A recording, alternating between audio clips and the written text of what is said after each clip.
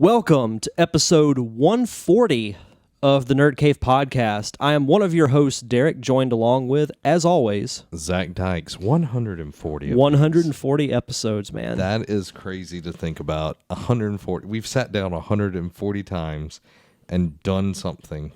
140 times. What do you want to start out on? Well, there was a new console announced. The Ouya? I have no idea what that is. It was a console that came out like a year or so after the PS4 and Xbox One, and it didn't do anything.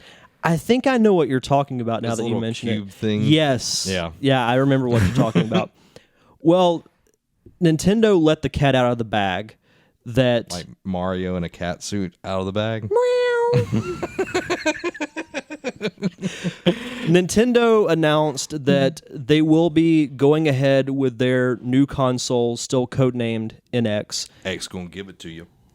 You got that from Kind of Funny. I I did watch that video. I did, It was really, that was my first Kind of Funny video I How ever did you watched. like it? It was really good. I liked all three of them. Yeah, I love Kind of Funny. Yeah, it's good stuff. I try not to steal from them, but they're amazing. I love all of them.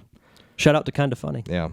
But no, they announced that they'll be unveiling the I guess the specs or the concept of it between March and June, which if I were them, I would just wait till E3 to do it. Yeah, just out there, just whip it out, just like that. The big old flop. Just not a flop, but like, you know what I mean. Just one flop. If you know what I mean, you know what I mean. Wink, nudge. And this console will be released this Christmas. Now, we've talked about this off and on, and I said that I wanted to wait until E3 to pass judgment on what it was. Yeah. We still don't know what the console actually is, but we do know it is coming out this year. Yeah. And I will say, when I first read this article, my opinion was different then than it is now. Okay. Initially, I was kind of against it because it's not really the greatest time in the world to release a console. It's not. But I think the Wii U has suffered enough to where no matter what happens, it will be considered a failure. The Wii U has limped along. Yes. So that's the problem there. I think it's really the only option that they can do. So this is what I think Nintendo should do. They need to actually be at E3. No direct. They've got to have a conference, because if you have a conference, that shows it's a big deal if Nintendo is going to be there. Serious about it. Yes. They've got to be 100% behind whatever they're doing, and they've got to just go all out with the launch titles. Oh, yeah. You make the open world Zelda for NX. I mean, they say it's still going to be for the Wii U, but I think they'll just do what they did with Twilight Princess and just release them both at the same time. New Mario. 100%. Got Galaxy 3. Mario Galaxy 3, yes. Surprise us with a Metroid. Yeah. Have those three at launch, and then maybe have some others in the spring. Yeah. But I think what might be more important than that, third-party support. Oh, yeah, definitely. You've got to have, if you have some good third-party support, that's going to have the general gaming audience think, okay, if they're supporting Nintendo, then they're back. Yeah.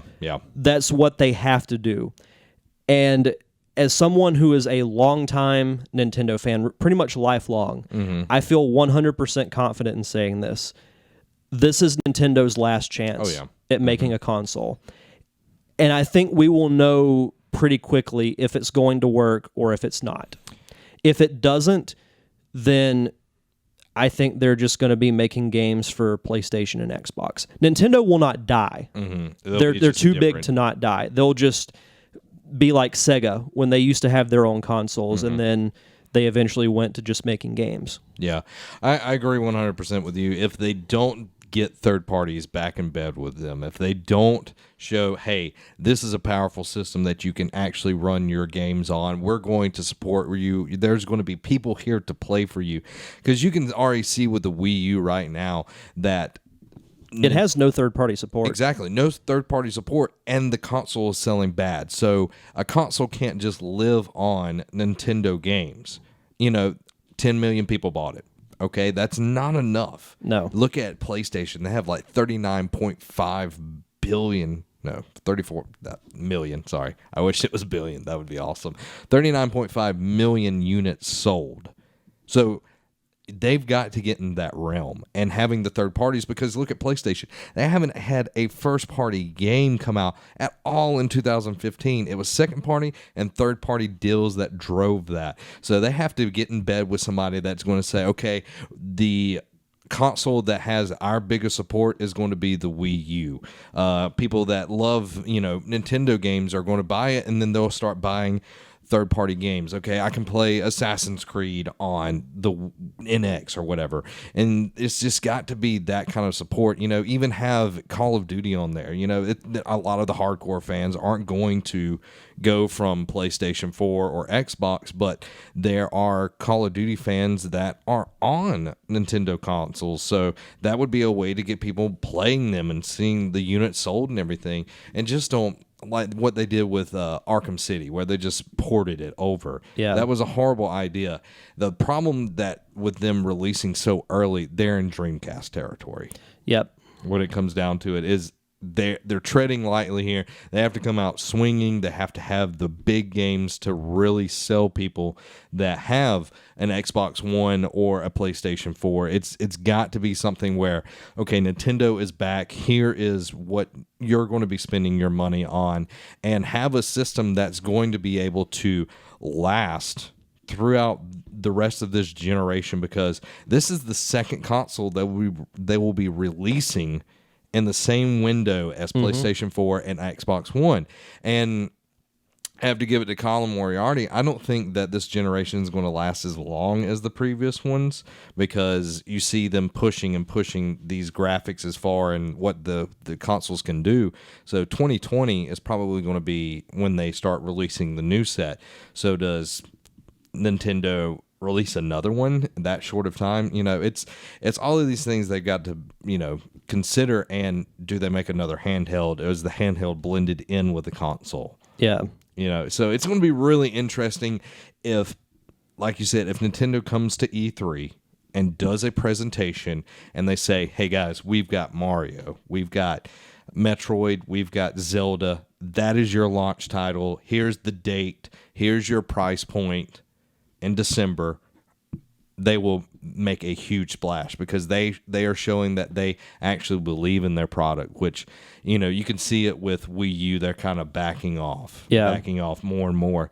And what I would do is in the spring, I'd put out a new Smash Brothers, how you can port over your characters, and then there's more characters. Yeah. And then in the fall, new Mario Kart, and then I would have a new what is that game? Pikmin. I'd have a new Pikmin. Yeah. I would bring out the big guns, and I would have some new IP out there. Get some of these younger developers in your studios. Miyamoto's done a great job, but he's kind of the old guard, and you can see that with Star Fox. Oh my God, the thing looks like pure utter trash. Yeah. It looks like it was developed 15 years ago. It looks like a GameCube game. Yeah. So it's going to be really, really interesting what's going to go on. I really hope Nintendo does a good job and makes the people believe in them again, because I even wanted to buy a Wii U at one point because for Zelda. And, I was like, okay, are they going to do it? And they delayed it. And I'm like, all right, I'm feeling a little iffy here. But they could have sold another console if they would have been, which I understand. They're bringing out a new console and everything, but they've got to come out strong at E3, or their lunch is going to be 8, and then they'll be making games for other people. What I think they need to do for the future is kind of what they're doing with Star Wars.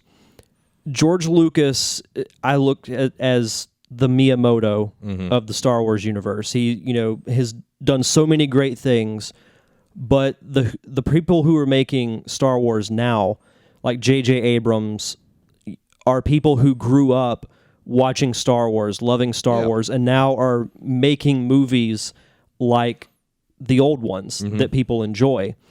I think they need to find young developers who grew up on Nintendo, who are huge Nintendo fans, to basically make games for a new generation, to make them still relevant. Yeah, and a lot of the developers that are out there were Nintendo fans. You can look at any studio, all of them more than likely played a Nintendo game at some point in time. So Yeah. they're out there. You just got to get the people in your studio to make those games. I would easily say that they're going to be the biggest story going into E3.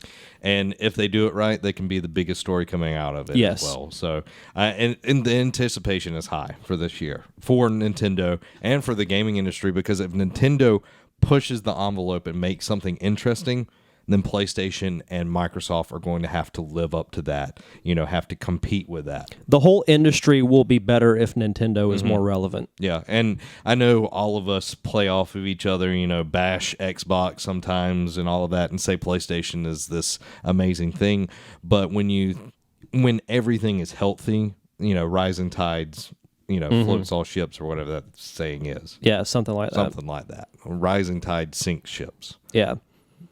I would say something else, but I'm not. But yeah, there's my opinion on that. I'm excited. I am too. And I could go on for, an hour about what I think Nintendo should do or what I think they're going to do, but I'll save that for another podcast because we'll have plenty of time to discuss Nintendo. Oh, yeah. Guys, you can check out part of our podcast every Monday, just before it comes out on Tuesday. So you get a little taste. You're like, oh, what are they going to be talking about? Oh, no, I don't know. And then, you get a little sated taste. And you're like, but I need more. Of that. So you can definitely check that out on Monday, get some of that taste. And then Tuesday, you get all of it. You get the big pie. You get a little sliver, and then you get the big pie, okay? And then throughout the whole week, we do Let's Plays, awesome Let's Plays, I may say myself, with all different kinds of games. Some Doctor Who Lego stuff coming up. That's going to be really awesome.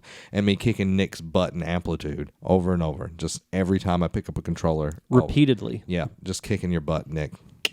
And then Thursday, this man sitting right here, he's going to play some old games with our Throwback Thursday. What are you playing this week? Well, it was supposed to debut this past week, but due to technical issues, we'll call it that, Yeah. It did not happen, but I will be playing the SNES classic Super Mario World. SNES. So that'll be awesome. I've never played Mario World. I played like one or two Mario games. One of my all-time favorite video games. It would be in my top 5. You want to know what my favorite Mario game is? Which one? The one that doesn't have Mario in it. Anyway. And then on Friday, Top 5 Friday, we have Top 5 RPGs. And that's going to be really great. And definitely, guys, if you have any suggestions, make sure that you go and leave us any kind of suggestions. How can we improve the show? Go to iTunes or Stitcher Radio and give us a review, guys. We need reviews. We need to know what to get better. Hey, if we're doing an awesome job, say, hey, these guys are awesome. Share it with your friends. Share it with your mother. Share it with your dog. Let people know what's going on. We're going to be expanding your mind one nerdy subject at a time. This has been Zach. And Derek. Have a week.